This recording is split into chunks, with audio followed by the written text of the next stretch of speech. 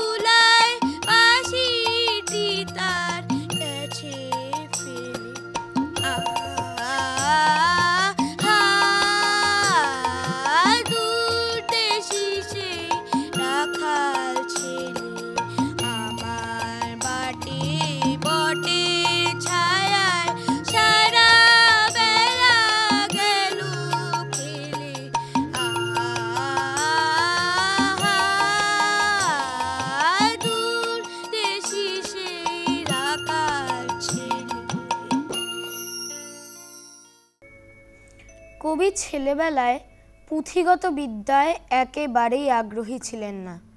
পাঠশালার পড়ার গণ্ডিতে মাঝে মাঝেই তার মন বাঁধন ছেড়ে পালাতে চাইত। তিনি শিশুদের মন নিয়ে তাদের অন্তঃপুরে প্রবেশের চেষ্টা করেছেন। শিশু মনের মতো কবি মনও মেতে উঠেছিলেন কেয়া পাতার নৌকো গড়ায় কোনো এক অজানা ছুটির নেশায়। শিশুদের এই বিচিত্র প্রবৃত্তিকে কবি রূপ দিয়েছেন তার শিশু সাহিত্যে। শিশুদের স্বতঃস্ফূর্ত হৃদয়াবেগের উচ্ছলতায় কবিও পারুল বনের চম্পার খোঁজে সুদূরে হারিয়ে যেতে চেয়েছেন মনে মনে।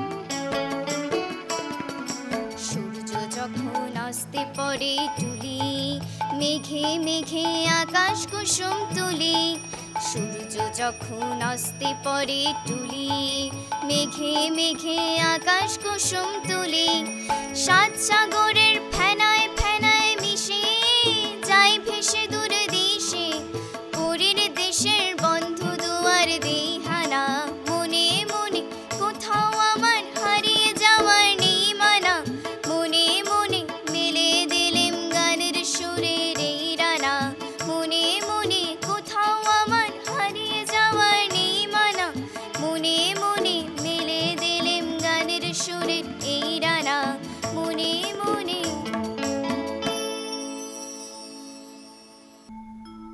কোন সাগরের তীরে মাগো, কোন পাহাড়ের পারে, কোন রাজাদের দেশে মাগো, কোন নদীটির ধারে, যেখান দিয়ে কাঠকুড়ুনি যায় না নিয়ে কাঠ, বলগো আমায় কোথায় আছে তেপান্তরের মাঠ। রূপকথার নায়ক রাজপুত্রের সঙ্গে শিশু মনের অন্তরঙ্গতা চিরকালের। কবিমনও রাজপুত্র বা তার বন্ধু সওদাগর পুত্র হয়ে অজানা কল্পলোকে পাড়ি দিয়েছে বারে বারে। তার কল্পনার বাদল বাউল যেমন একতারা হাতে বাজিয়ে চলেছেন, ঠিক তেমনি সাত সমুদ্রের পাড় থেকে দৈত্যপুরের দ্বার ভাঙতে আহ্বান করেছেন কল্পনার রাজপুত্রকে।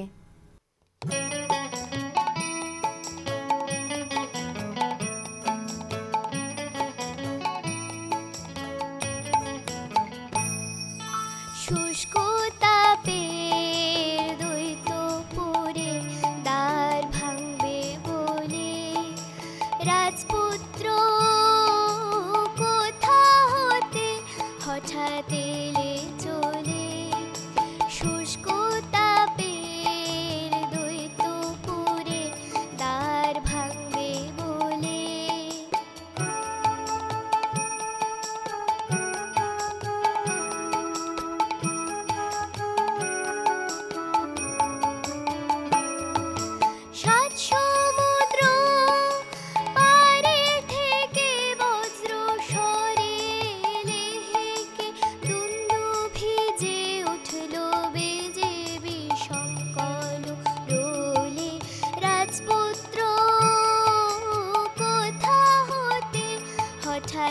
তেলে চলে শুষ্ক তাপের দ্বৈত পুরে দ্বার ভাঙবে বলে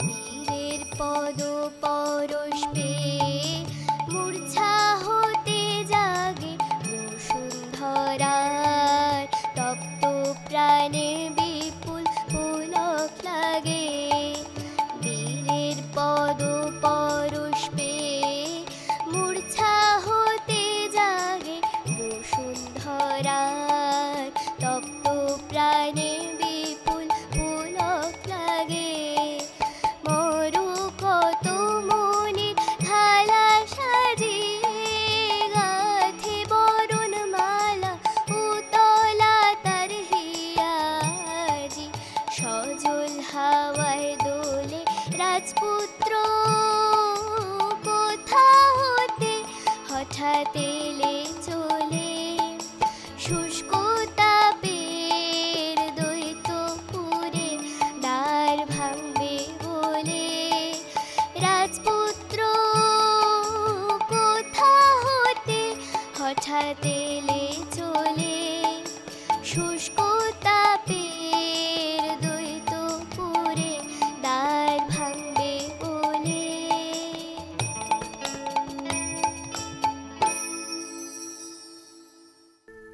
রবি ঠাকুরের জীবনধারা বয়সে এবং অনুভবে যতই প্রবীণ থেকে প্রবীণতর হয়েছে ততই তিনি তার হারানো শৈশবকে তার সৃষ্টির মধ্যে বারে বারে রূপায়িত করেছেন। তিনি অনুভব করেছেন অন্তরের মধ্যে যে শিশু রয়েছে তার খেলার ক্ষেত্র লোকে লোকান্তরে বিস্তৃত। কবির চেতনা ধাবিত হয়েছে সেই কল্পলোকে যেখানে অন্ধকার ভেদ করে জন্ম হয়েছে ভুবন ভরানো নব নব আলোক রাশি। সেই আলোক রাশি অশেষ হয়ে রয়েছে এই ভুবনে, যা শিশু মনের মতোই সরল, উদার আর ভালোবাসায় ভরপুর।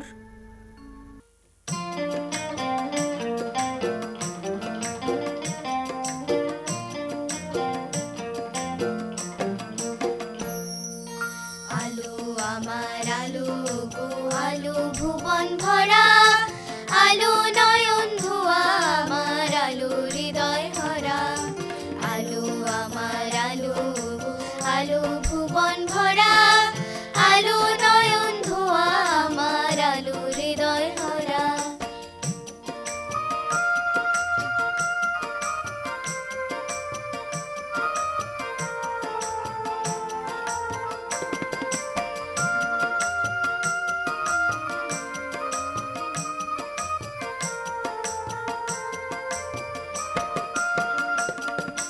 নাচে আলো নাচে ও ভাই আমার প্রাণের কাছে বাজে আলো বাজে ও ভাই হৃদয় বিনার মাঝে নাচে আলো নাচে ও ভাই আমার প্রাণের কাছে বাজে আলো বাজে ও ভাই হৃদয় বিনার মাঝে জাগে আকাশ ছোটে বাতাস হাসে সকল ধরা আলো আমার আলো গো আলো ভুবন ভরা আলো নয়ন ধোয়া আমার আলো হৃদয় ভরা